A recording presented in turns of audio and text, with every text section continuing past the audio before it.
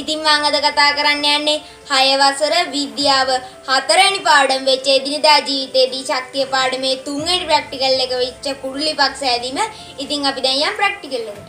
අපිට මේ ප්‍රැක්ටිකල් එක කරන්න උවමනා වෙනවා PVC බට කැබලි දෙකක්, ලී කුඩු, කියත් තලයක්, මෙන්න මේ වගේ පියන රහිත ටින් එකක්. දැන් අපි මුලින්ම කරන්න ඕනේ මේ ටින් එකේ පතුල හරිය මේ කියත් තලය උපයෝගී කරගෙන සිදුරක් හදන්න ගන්න ඕනේ මෙන්න මේ වගේ. දැන් අපි ඊළඟට කරන්න ඕනේ මේ ටින් එකේ මේ සිදුර තුලින් එක PVC බට කැබැල්ලක් යවන්න ඕනේ. ඊට පස්සේ මේ ටින් එක මැදට විතර යද්දී ඒක නවත්තන්න ඕනේ. ඊට පස්සේ ඊළඟ PVC බට කැබැල්ල අරගෙන ඒක ඇතුලේ රඳව ගන්න ඕනේ ඒ PVC බට කැබැල්ල උඩින් මෙන්න මේ විදියට. දැන් මම PVC බට කැබලි දෙක මේ ටින් එකේ රඳවගෙන ඉවරයි. ඊට පස්සේ මේ විදියට මේක තියාගෙන අපි මේක ඇතුළට ලීකුඩු පුරවන්න ඕනේ. ඒ ලීකුඩු පුරවද්දී සැලකීමත් වෙන්න ඕනම කරුණක් තමයි මේ ලීකුඩු දාද්දී හොඳින් තද කරගන්න ඕනේ. ඉතින් අපි දැන් ලීකුඩු දාමු.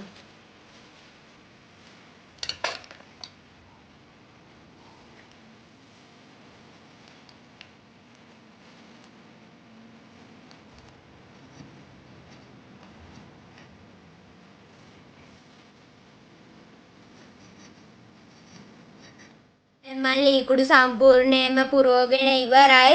ඊළඟට අපි කරන්න ඕනේ මේ PVC බට කැබලි දෙක පරිස්සමෙන් එළියට ගන්න ඕනේ.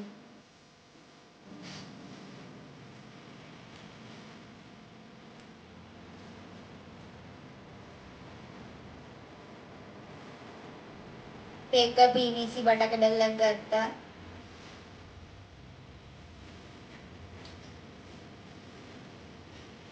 අනිත් PVC බට කැබල්ලක් ගත්තා. ඔව් අපිට මේ පේනවා මේ ටින් එක ඇතුලේ එල් හැඩති සිදුරක් නිර්මාණය වෙලා තියෙනවා. දැන් අපි ඊළඟට කරන්න ඕනේ මේ ටින් එකේ පහළ සිදුරෙන් ගින්දර ඇතුල් කරන්න ඕනේ. දැන් අපි ගින්දර ඇතුල් කරමු.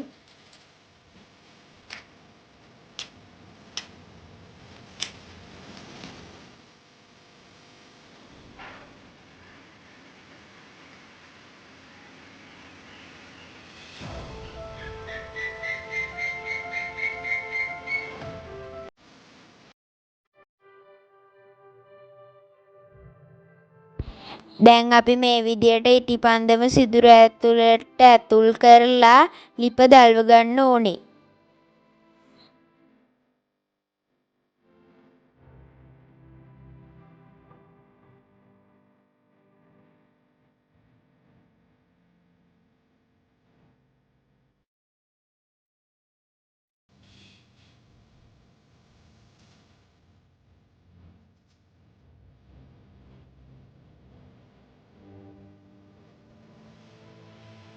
දැන් ඔයගොල්ලන්ට පේනවා ටික වෙලාවක් ගියාට පස්සේ ලිප දැල්වෙන ආකාරය.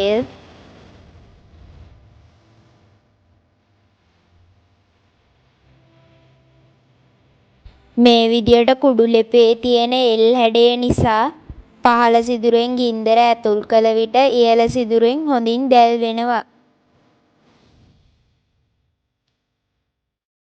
මේ කුඩු ලිපට අපි යොදාගෙන තියෙන්නේ ලී කුඩු. ඒ කියන්නේ ජෛව ස්කන්ධ වර්ගයක්. ඉතින් අපිට මේ විදියට පහසුවෙන් ජෛව ස්කන්ධ වලින් ශක්තිය නිපදවා ගන්න පුළුවන්. ඉතින් අපි මේ ප්‍රැක්ටිකල් එකේ දැක්ක කුඩු ලිප දැල්ලන්න යොදාගත්ත ලී කුඩු.